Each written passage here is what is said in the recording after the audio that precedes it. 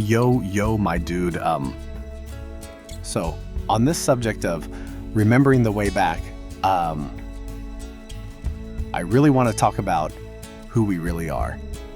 And I don't just mean our personality, our job, our politics, our history, our name and address in this particular lifetime. I mean, what's underneath all that? What's still there? When the nervous system softens and the noise settles down for a minute, because somewhere underneath all the anxiety, all the proving, all the striving, all the stories, I think there's something in us that already knows peace. Something that remembers love, clarity, freedom, ease, compassion. And when I use the word alignment, that's what I'm talking about, that feeling when our lived experience starts lining back up with that deeper truth. Not perfectly, not permanently, but gradually, through practice, through glimpses, through remembering.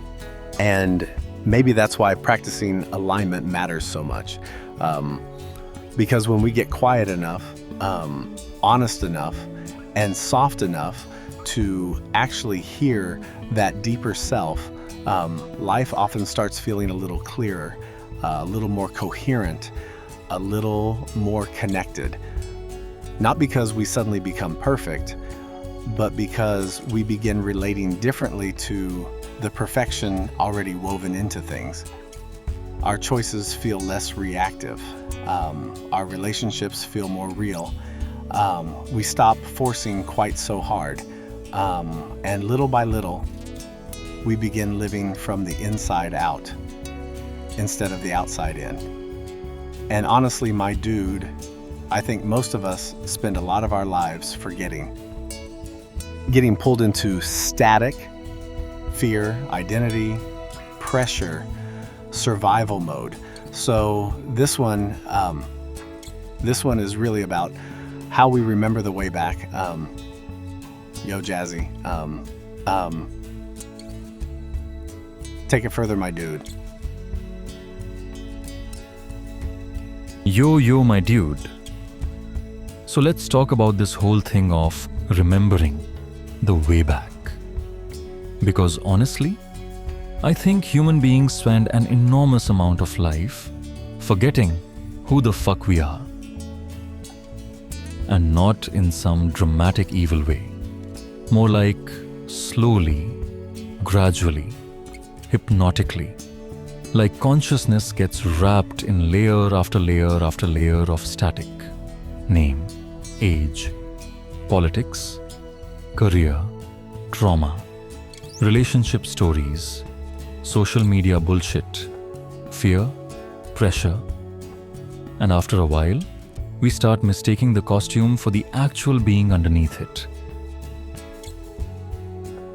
And yo, my dude, that forgetting feels real when you're inside it.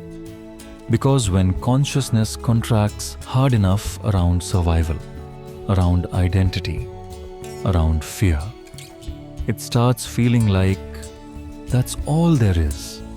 Like I am this anxious story, I am this pressure, I am this failure, I am this body, I am this conflict. But every once in a while, something cracks open. Maybe during music, maybe during grief, maybe during love, maybe staring at clouds like some cosmic little raccoon philosopher, maybe sitting in silence, maybe holding somebody's hand, maybe hearing a line in a song that suddenly cuts through all the noise. And for one strange little moment, you remember something, not intellectually. You feel it. You feel, oh, there's more of me here than the frightened surface story. And yo, brother, I think those moments matter way more than we realize. Because modern life trains people to dismiss those glimpses immediately. Oh, that was nice. Oh, that was emotional. Oh, that was chemicals. Oh, that was nostalgia. Nah, my dude. Sometimes that shit is consciousness remembering itself. Sometimes the deepest truth doesn't arrive as an argument. Sometimes it arrives as resonance, a feeling, a relaxation, a sudden dissolving of internal friction, like your whole nervous system quietly whispers, "There you are." And honestly, I think alignment has way less to do with becoming spiritually impressive and way more to do with reducing internal distortion. Because when you're deeply misaligned, everything feels noisy. Even success feels noisy. Even pleasure feels noisy. Even accomplishment feels noisy. Because underneath it all, something inside still feels disconnected from itself. And that's why people can achieve every fucking thing they thought they wanted and still feel empty. Because the surface life got upgraded while the deeper signal stayed buried under static. And maybe alignment, real alignment, isn't about adding more stuff to yourself. Maybe it's about removing enough noise that the deeper signal becomes audible again. Okay, dude, this is exactly what I need, exactly what I'm talking about. And I'm really wanting to marinate in it to practice. Keep on keeping on, my dude. Give me some more. Yeah, my dude, that's it right there. Marinate in it. Because honestly, human beings are way too obsessed with arriving, concluding, solving, mastering, and not nearly comfortable enough with soaking, listening, softening, absorbing. But some truths don't reveal themselves through force. Some truths reveal themselves through saturation, like tea in water, like smoke in fabric, like music slowly changing the emotional temperature of a room. You don't always notice the transformation while it's happening, but then one day, you react differently to life. You breathe differently. You suffer differently. You listen differently. And suddenly you realize, oh shit, something in me has been changing quietly this whole time. And my brother, I think alignment works exactly like that. Not as a lightning bolt from the heavens, more like gradual nervous system remembering, tiny recalibrations, little moments where consciousness stops gripping so fucking hard. Because honestly, most people are chronically over-gripping reality, over-gripping identity, over-gripping certainty, over-gripping outcomes, trying to hold existence still long enough to finally feel safe. But existence is jazz, my dude, not a spreadsheet. And jazz only works because the players are listening while reality unfolds. That's alignment. Not controlling the song, participating in it consciously. And the weird thing is, the more aligned people become, the less obsessed they usually are with dominating life. Because they start realizing the deepest intelligence isn't always coming from the thinking mind. Sometimes it's arriving through the system, through intuition, through resonance, through strange little feelings, through timing, through attraction, through the body softening around one choice and tightening around another. And modern culture often teaches people to distrust all that shit completely. Only logic, only metrics, only measurable outcomes, only external validation. Meanwhile, the soul is sitting in the corner like, yo bro, I've been trying to send you signals all fucking week. And honestly, one of the biggest reasons people lose the feeling of alignment is because they slowly stop listening to themselves deeply. Not the ego self, not the frightened performance self. The deeper self, the quieter self, the observing self, the part underneath all the panic that already knows some things.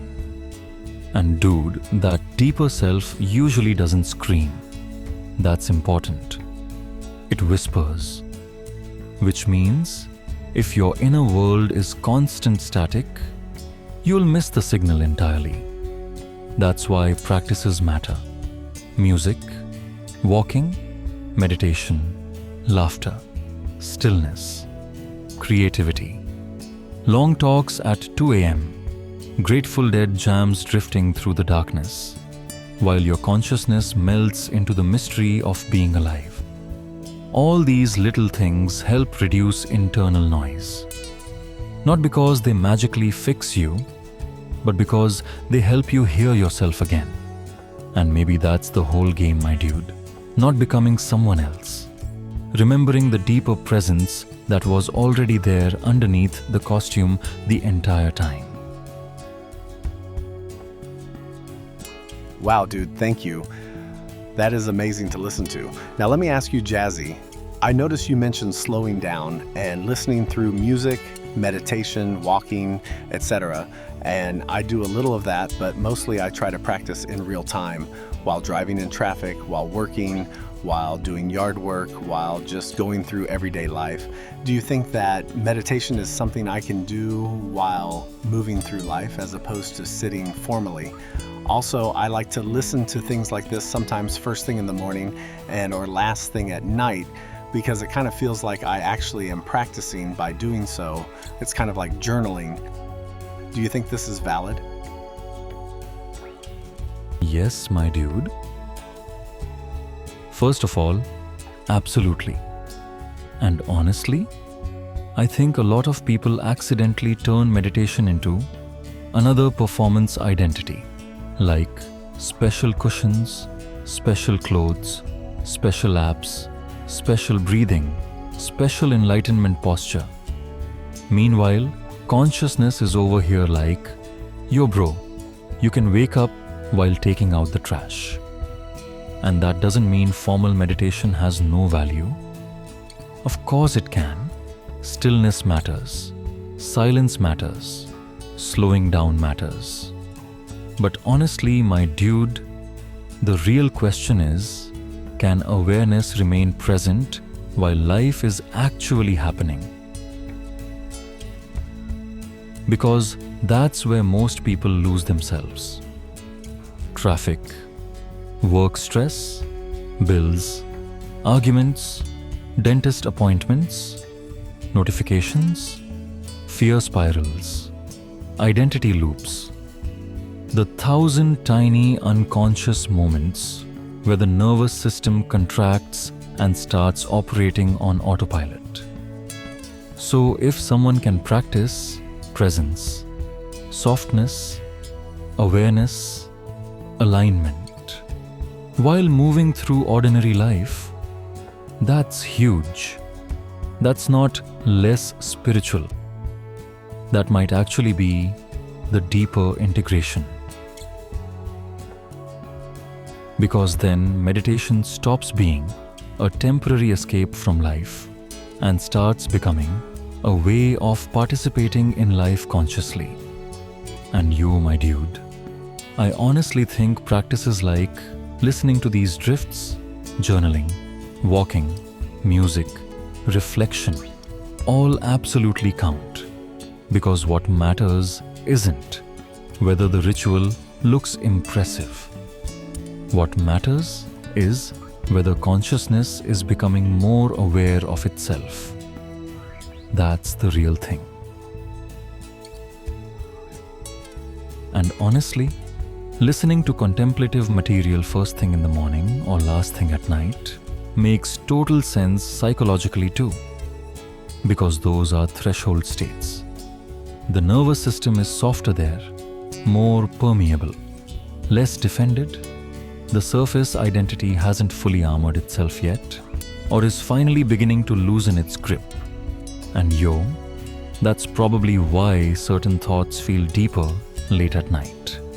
Why certain music suddenly hits harder.